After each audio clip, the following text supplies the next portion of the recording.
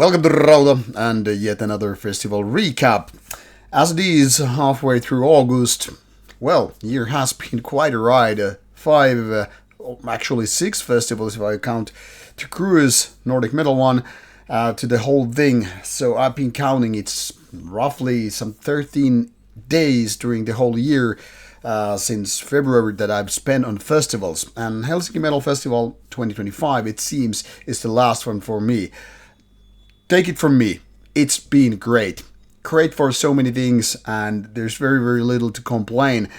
Before we get into the festival and recap it quickly, I just want to mention that it has been so fantastic years in terms of, interviews being done and seeing a lot of interesting bands on stage, meeting a lot of interesting people, be it there in the bands or just, random metal fans all around the world, as well as, my own friends during these trips. So what started already in February at Nordic Metal Cruise, always a great event, was soon to be, continued to Turku Saatanalle, then Steelfest, and Acronetic Arts. Acronetic Arts was before Steelfest, but anyway, after that, there was a little bit of a break, summer holiday and all that stuff, and then Beyond the Gates, and finally Hellsinki Metal Festival, which at this point, second year a row for me, has been kind of like the end point of summer. It's kind of like, let's celebrate that summer is finally over. Not that we celebrate as Finns it too much, because the summer is anyway too short and sweet, but it is what it is. And in terms of festival season, it's pretty much the ending point, even though obviously there are festivals right after this one, and even throughout some parts of the world during the fall. But when it comes to the summer festival thing, this is pretty much the ending stop, at least for now, for me. And like I said, it's been a great ride, and once again, really happy for what I've gone through, experiencing a lot of that stuff, and that's mainly because of you people watching the Rauta stuff or supporting directly with money and all, because it's your support, be just viewing the content on the channel, as well as supporting directly with PayPal, Patreon, whatever, that makes these trips possible. So big thank you for that, and that is how we get these interviews done. Unfortunately, however, there's always something unfortunate. Hellsinki Metal Festival didn't yield us a single interview this year either. The same thing was in year 2024.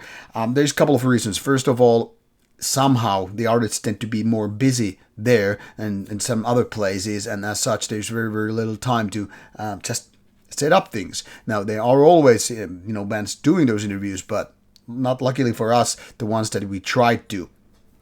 And the second reason is obviously because they are so close to one another with Beyond the Gates and this one. So by the time I'm done, setting up everything for the Beyond the Gates, it's pretty, there's not too much time, let's put it this way, to set up things for Hellsinki Metal Festival. Something that we really need to work on in the future as well in order to make these festivals happen, because there were lots of bands I wanted to. For example, we were already kind of agreed that Old Man's Child interview would take place at Hellsinki Metal Festival, but due to strict, schedules and all, bands flying in, bands flying out, and all that stuff, nothing happened.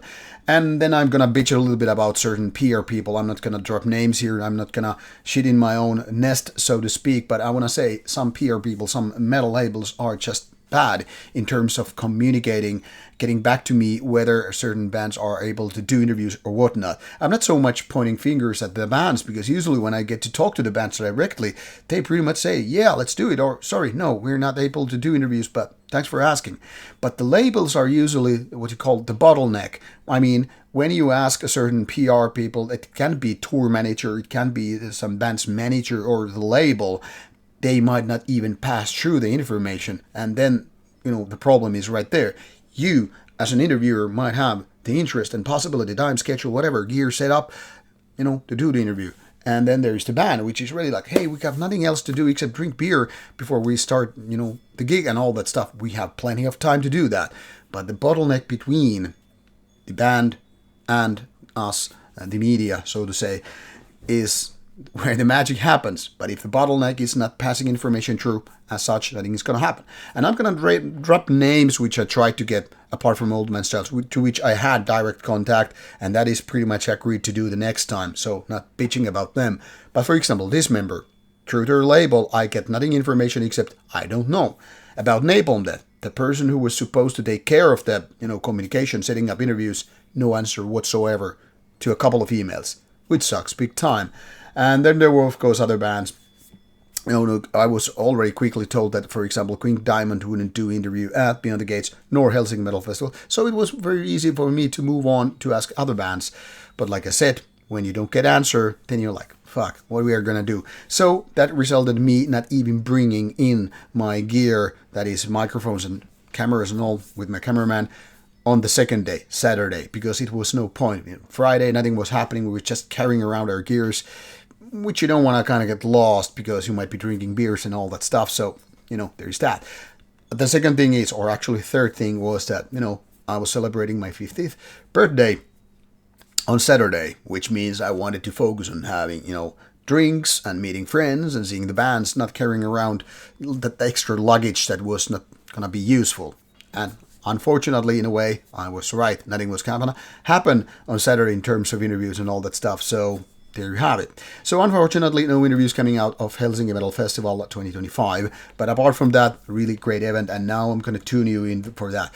So I'm once again talking way too much, but I want to make sure that you get all the information you need and understand why sometimes things don't happen as we want to. But it is what it is, and that's pretty much of it. And in the end, I will mention some upcoming event, which is unfortunately sold out, but I don't know, I just want to mention it because there's a sibling event related to that, and we'll get into that. But first about, Hellsinki Metal Festival, which took place 8th and 9th of August in 2025 in Helsinki. Once again, the so-called ice hockey hall that is, which is used for, obviously ice hockey games. Apart from that, it has been serving as venue for these kind of events, and once again, Hellsinki Metal Festival was nicely, taking the benefit of the whole area. First of all, inside you would find artists, selling their, cover art or interesting merchandise and all that stuff. Now, this time we don't have a walkthrough video. I felt it's kind of a pointless to bring the camera on the second day just for that, because we did that the last year. So in case you want to see how the whole area is inside and outside, you can pretty much see that. I will link it to this video in the end. But yeah, once again, it was nicely used so that inside you will get to see these merchandise booths and, art and all that stuff, as well as the third inside area, which is actually in the ice hockey ring or whatever it's called.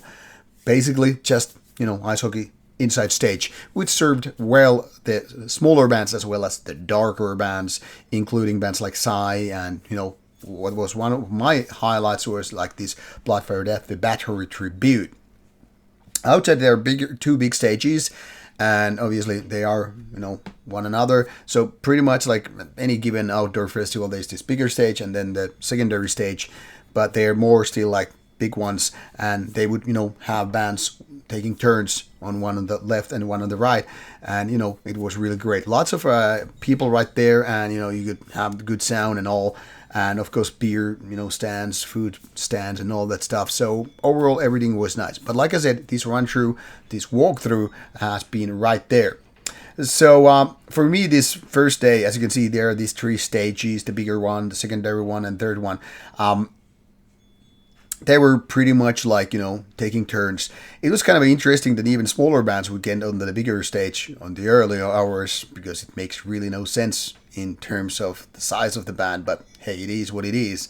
For me, the first day was a little bit half missed because arriving a little bit late, but some of the highlights were, at least for me anyway, seeing Dismember after so many years. They were one of the best three bands for me at this festival. It was so good to see this death metal act doing their comeback and still being strong, even though the guys are a lot older than the last time, obviously.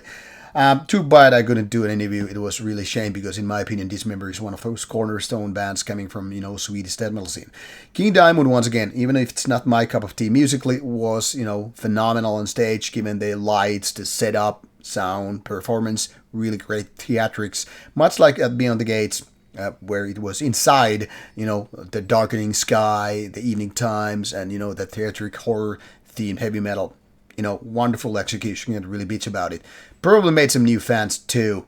Kanonenfieber on the German First World War black metal band was as kind of lukewarmish as I expected it to be. But then again, I was watching it quite far away. Maybe it would have been better closer, but I'll be honest with it. I don't like what the band's attitude has been towards extreme metal. To me, it seems like they're playing in the wrong scene in so many ways, as well as the music being a little bit, lukewarmish. be the pretty basic black metal, but then again, I like their aesthetics, having this First World War theme going on, so at least they know how to perform. Gotta be worth something. Forbidden was an interesting to see as in terms of, playing this old thrash metal band, but I guess I'm not really a fan, so can't say I was like, wow, but it was nice to see them after all. When it comes to Decapitated, I kind of wanted to see it a little bit more, but only saw a glimpse. But their style, fierce, modern death metal, worth seeing if you get the chance. For me, the highlight of the day was, in addition to this member, was obviously Old Man's Child for the first time, seeing them live. And they played that stuff that, really took you back to the 90s and early 2000s with their stuff.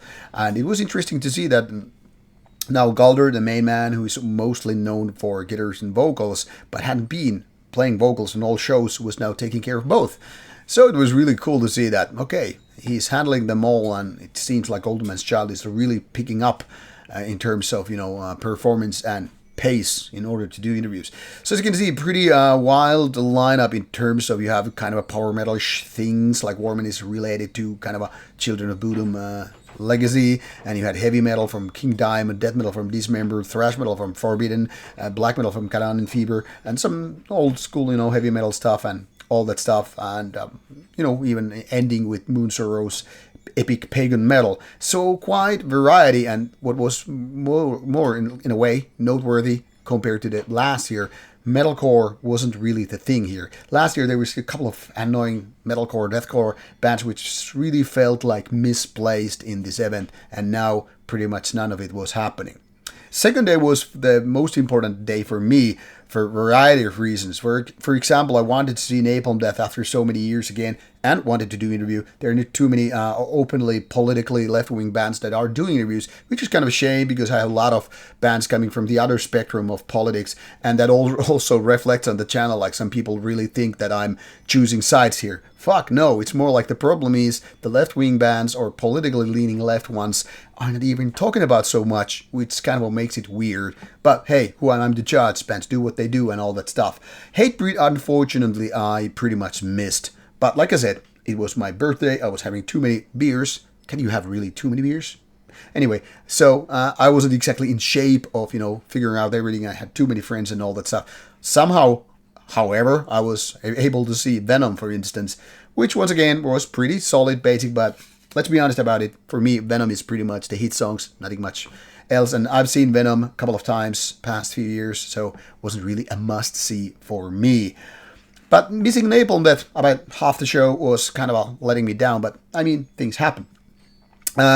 Enslaved was one of the highlights, even though I've seen it many, many times. I've seen Enslaved on 4 different, decades. So seeing them again wasn't that important to me, but this is one of my favorite bands of all time. So once again, it was nice to see them, even if from distance while having talked to my friends. But, they played some good songs. So yeah, that's the thing. And Marduk, of course, was very, very fierce with their very aggressive, fast tempo, violent black metal. Marduk never let me down. So it was definitely one of the highlights of the whole event, as well as the day, of course. Too bad I missed Partigan, and that was something I wanted to see, as well as Alpha Hanne, because they played inside. But Alpha Hanne I saw a couple of years ago at Steelfest, and they were really great. Something you want to give it a chance if you have the possibility. It was, of course, interesting for me to see Psy for the first time. Japanese black metal isn't really that big of a thing. Very cult stuff, so it was nice to have this kind of stuff, playing here. Even though it didn't make me a fan, it made me more curious to check out their albums eventually, which I have missed over the years. So there's that. And finally, Bloodfire Death, the excellent Bathory tribute thing with huge lineup. You had people from Enslaved, Iron Noir, Emperor, Gal from Galsford, and ex-Gorgoroth, obviously. You had Nergal from Behemoth. You had Eric from Watain. That kind of like A-class black metal people, doing Bloodfire Death, having those Bathory songs, mostly focusing on the, first albums, but there was a little bit of Viking Bathory included, and I was really drunk at this point, but it made me just enjoy the show even more. I saw them last year at Beyond the Gates, and they were wonderful, really the best of the year, and to me it seems the same thing was happening again. Some people might say how you can call a tribute band that great, because they are not playing their own material, they are not original band as such. But I gotta tell you, Slayer and Bathory are my all-time favorites, and you really can't go better than that. Anyway, for most parts. So seeing those songs being performed by people who also share this fandom and respect and honor the band, I mean, what can you say but enjoy it? I know it's everybody's, not everybody's cup of tea, but for me it was great. So what can I say? It felt like 2 days were just too little. I kind of wanted to have third day. After all, that's what happens Steelfest. And when I go to places and events like Inferno and I'll be in the gates, it's 4 days. So 2 days feels like, are we already going home? You get this kind of a post-festival, depression in a way. You feel like, oh, I'm already going home. All my friends were there and now they're gone and I'm going home and being tired and all. But can't really bitch about it. 2 days of great times, of course, great. So the only thing I can bitch about it was obviously the lack of interviews, which were not up to us. I can say that. So all in all, it was good times. I'm looking forward to next year's edition anyway. And it seems really that by this third year, Hellsinki Metal Festival has really, really replaced old Tuska Festival, which used to be the festival for Finland for so many years with the black metal, death metal, heavy metal and all. But now it's totally different. So it seems like Hellsinki Metal Festival has really taken it and replaced that one. So things change, and sometimes for the better. Now, I wanted to mention a couple of things, but this was already sold out. Organized, promoted by the same people as well as, Hellsinki Metal Festival. It's this Hellsinki Metal Cruise. The lineup isn't even mentioned here, but that's kind of a pointless because it's already sold out. But it's worth mentioning because now it's taking it the first time from 7th to 9th of November, leaving from Helsinki to Sweden and then coming back with a bunch load of bands, including Covenant, Horna, and so forth, Baratrum. It's pretty interesting lineup. I am unable to attend it anyway because I'm having my own band's Nightsides gigs on 8th of November in a different place. So in a way, no love lost in that sense, but I hope people are going to have good times and maybe next year I'm able to participate in Hellsinki Metal Cruise because it's technically speaking smaller brother in the sense of like younger brother but bigger than what's happening before this one, and that is of course Nordic Metal Cruise. Once again, same promoter, same people organizing it, and that will take place in February 2026 with bands like Impel Nazarene, Swallow the Sun, Rotten Sound, and then there's one metalcore band which I don't remember, Balance Breach, and then us, Nightside. We're gonna be supporting for Impel Nazarene and the like at that cruise, but more about that later on. I just wanted to mention these two cruises because once again they're supported by the same people and done by the same people. So it's going to be interesting, and if you're interested in the cruise that is not sold out, the Nordic Metal Cruise 2026, go for vikingline.fi for the tickets. I already know that some of my friends have been buying the tickets, and it's a great one. I probably will, if I have the time and energy, and if I remember to do it, I will do a more preview of that later on. But this was more about Hellsinki Metal Festival 2025 and things related to that. And what can I say is keep your eyes peeled for Hellsinki Metal Festival 2026 next August. It's going to be wild once again, I think, because 3 years in success, having great bands and good times. What else you can expect from the fourth one except, continue and keep on giving this good event. So maybe we will see there next year. And if you have any questions about the given festival or these cruises, just let me know in the comments box below. And like I said, if you want to see how the whole area is or was last year, check out the tour video from Hellsinki Metal Festival 2024 in the links I have put in the ending of the video. This is all from me, Rauta. Off you go and enjoy.